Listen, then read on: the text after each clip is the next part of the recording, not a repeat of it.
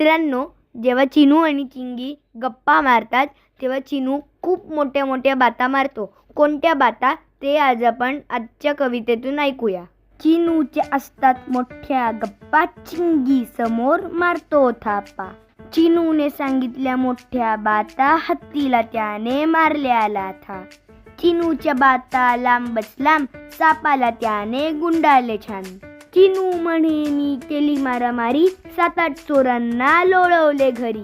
चिनू म्हणे मी केली गमत पार, खोटी बंदूक काढताच वाघ झाला पसार.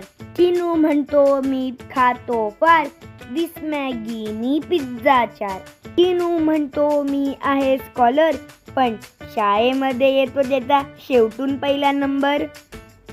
चिनूच्या बातांवर चिंगी खूप हसते, तिला चिनूची प्रत्येक गोष्ट खरी